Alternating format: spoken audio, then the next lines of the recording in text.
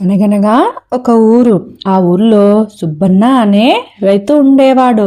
ఆయనకి కొద్దిపాటి పొలం, కొన్ని ఆవులు ఉండేవి. పంటలో కంటే పాలలోనే త్వరితమైన రాబడి ఉండడం చేత తన దగ్గర ఉన్న ఆవుల సంఖ్యను ఎక్కువ చేసుకున్నాడు సుబ్బన్న. చివరికి సుబ్బన్న దగ్గర ఆవుల సంఖ్య ఎంత ఎక్కువైందంటే ఆయన తన ఆవుల్లో ఒకదాన్ని కొట్టం బయట కట్టేయక తప్పలేదు. కొట్టంలో చోటు లేదు. మరి తన దగ్గరున్న ఆవులన్నింటిలోకి అనువైన ఒక సన్నని ఆవును బయట కట్టేస్తున్నాడు ఇప్పుడు సుబ్బన్న.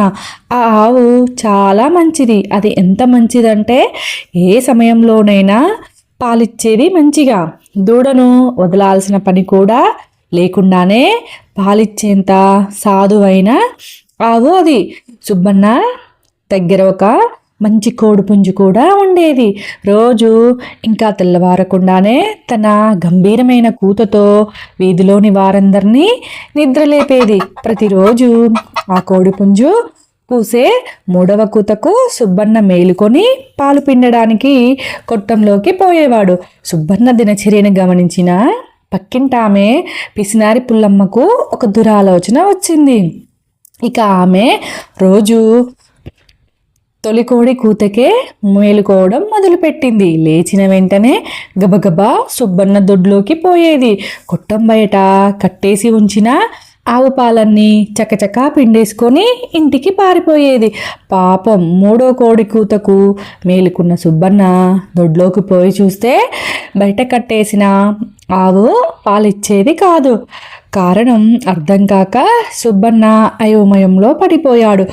ఓ 4 రోజులు ఇక లాభం లేదని తానే స్వయంగా కాపలా ఉండి ఒక రాత్రంతా మేలుకొని చూశాడు. మాయమవుతున్న ఆవు పాలన్నీ ఎటుపోతున్నాయో తెలుసుకునేందుకు.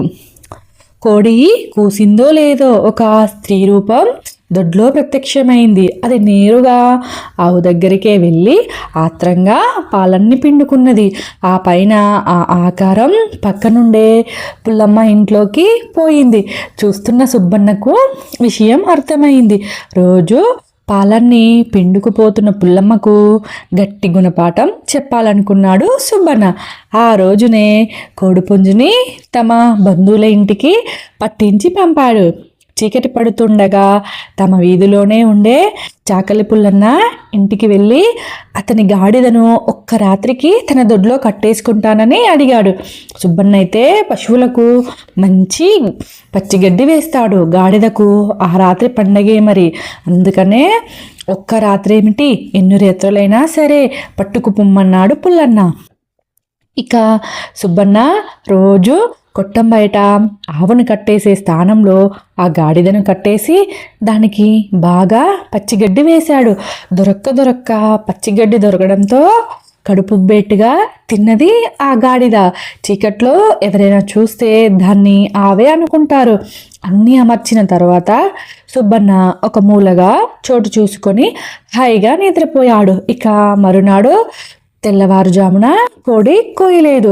రోజు సరైన సమయానికి వచ్చే పుల్లమ్మ ఆ రోజు కాస్త తడబడి అయ్యో చాలా ఆలస్యమయ్యిందే అన్నట్లు గబగబా దొడ్లోకి ప్రవేశించి నేరుగా ఆవు దగ్గరికి పోయింది. రాత్రంలో దాని ఆకారాన్ని కానీ పరిమాణాన్ని కానీ గమనించకుండానే పాలను పిండేందుకు కూర్చుంది.